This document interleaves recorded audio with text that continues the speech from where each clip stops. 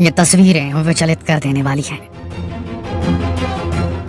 भरे अथाह समंदर में इन बोट्स पर इन लोगों को देख रहे हैं आप, किस तरीके से इतने सारे लोग इन जहाजों में भरे पड़े हैं।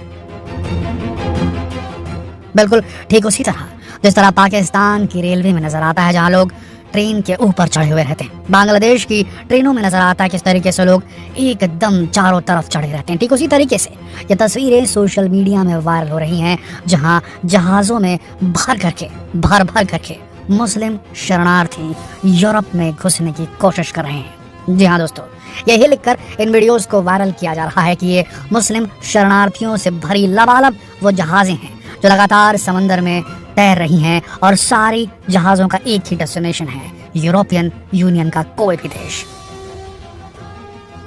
जी हाँ दोस्तों, आपको ना मालूम हो तो बता दें, किसी को खबर नहीं हुई, लेकिन France, Germany, Italy, United Kingdom, Belgium, Sweden, Netherland और स्पेन जैसे देशों में लगातार काफी तीव्र गति से मुस्लिम शरणार्थियों की संख्या बढ़ती जा रही है, मुस्लिम रिफ्यूजीज की संख्या बढ़ती जा रही है। मुस्लिम आबादी ओवरऑल इन देशों में, इन यूरोपियन कंट्रीज में लगातार बढ़ती जा रही है और इन देशों का ये कहना भी है कि इन देशों के अंदर अब मुस्लिमों की जो आबादी हो गई है तो वहां पर मुस्लिम अब एकदम माइनॉरिटी वाले लोग नहीं रह गए, इतनी माइनॉरिटी इतनी नहीं रह गई है, काफी बड़ी तादाद है जो अपने मुद्दों को लेकर बड़ी मुखर है। हम फ्रांस में देख रहे हैं किस प्रकार से वहां दंगे भड़के हुए हैं एक मुस्लिम लड़के की मौत पर। जी हाँ, पूरा फ्रांस जल रहा है। ये एक रियलिटी है कि वहाँ पर मुस्लिम रिफ्यूजीज के सपोर्ट में काफ़ी ज़्यादा सपोर्ट आ रहा है और वहाँ मुस्लिम रिफ्यूजीज भी काफ़ी मुखर होकर प्रोटेस्ट कर रहे हैं और फ्रांस की सार्वजनिक संपत्ति को काफ़ी नुकसान पहुँचा रहे हैं। कुल मिलाकर देखा जाए तो इन जहाज़ों की आ रही इन तस्वीरों ने काफ़ी विचलित कर दिया है सारी यूरोपियन यूनियन में जितने भी देश हैं उनके राष्ट्राध्यक्षों को।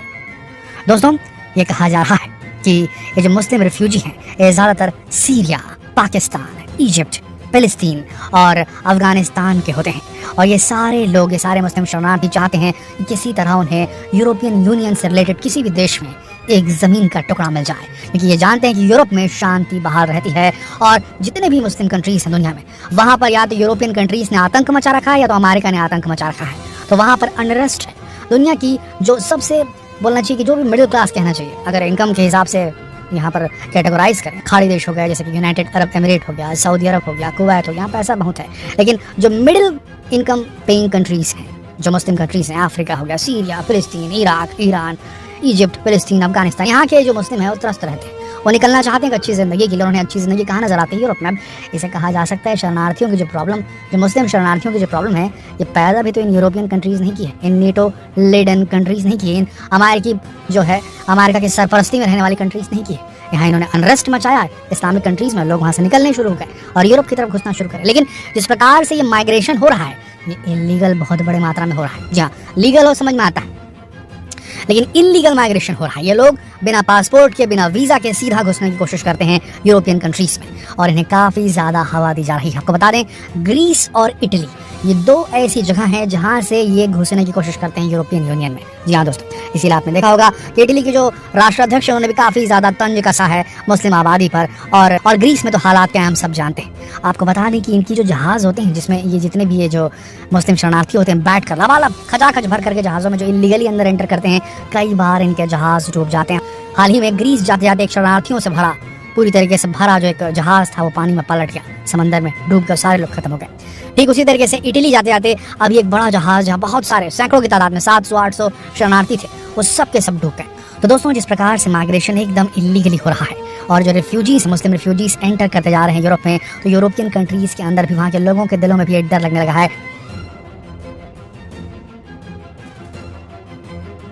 कि ये लोग अंदर आएंगे, उनके देश में अपनी आबादी बढ़ाएंगे और उसके बाद अपने हितों की रक्षा के चलते, माइनॉरिटी के हितों की रक्षा के चलते और उसके बाद इनके रेस्पेक्टिव कंट्रीज़ में जहाँ भी घुसेंगे उन देशों में जो ह्यूमन राइट्स को लेकर के जो एक पूरा महकमा काम करता है, उन रूल्स और रेगुलेशन का फ़ायदा उठाते हुए वहाँ पर ये आराम से सर्वाइव करेंगे और बाद में जो वहाँ के मूल निवासी उन देशों के, उनके हितों को कमतर कर देंगे और अपने हितों को बढ़ा करके दिखाना शुरू कर देंगे।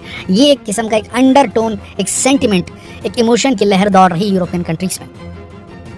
आप देख रहे होंगे कि यूरोपियन कंट्रीज में एक अलग ही लहर दौड़ रही है एंटी मुस्लिम वाली। जी हाँ दोस्तों, और आपको जो फ्रांस में दिख रहा है वो तो खैर अलग चीज़ है। फ्रांस में तो वहाँ की सरकार ने घुटने टेक दिए हैं मुस्लिमों के सामने में, और वहाँ पर जो राइट्स हैं वो लगातार हो रहे हैं, दंगे चल ही रहे हैं। और वहाँ पर ये कहा जा रहा है कि वहाँ जो पुलिस है वो एथनिक माइनॉरिटी के अगेंस्ट काम करती है। इसके लिए वहाँ की जो पुलिस है उसे क्रिटिसाइज किया जा रहा है। वहाँ भी ह्यूमन राइट्स के चलते जो है दंगे भड़क गए हैं। हम सब देख रहे हैं फ्रांस में क्या हो रहा है।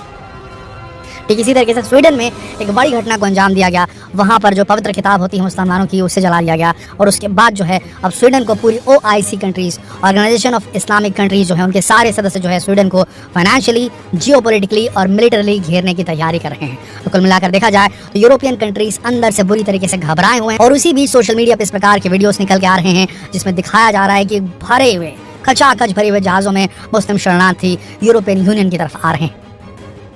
ऐसी स्थिति में यूरोपियन यूनियन अभी डिसीजन लेने की पोजीशन नहीं आ रहा है, लेकिन हाँ एक बहुत बड़ा गतिरोध शायद आने वाले समय में देखने को मिलेगा। और इसमें होगा क्या, नुकसान इसमें इस्लामिक मेजॉरिटी का ही होगा, इस्लामिक माइनॉरिटी का ही होगा। क्योंकि एक तो इस्लामिक मेजॉरिटी जो अपने अपने देशों में रहती है, जो संभ्रांत है, उनकी इमेज खराब होगी, और जो माइनॉरिटी होंगी उन्हें यातनाएं झेलनी पड़ेंगी इन कंट्रीज़ की तरफ से। इस पर आपकी क्या राय है? इस माइग्रेशन, इस इलीगल माइग्रेशन को लेकर आपकी क्या राय है? क्या लगता है आपको कि इन रिफ्यूजीज़ को जगह दे देनी चाहिए, या आप इस विचारधारा के इन्हें जगह देने के बाद ये अपने हितों को लेकर ज़्यादा आगे आ जाते हैं और उस मूल देश जहां वो जा रहे हैं बसने के लिए उसके हित नीचे हो जाते हैं? क्या ऐसा होता है?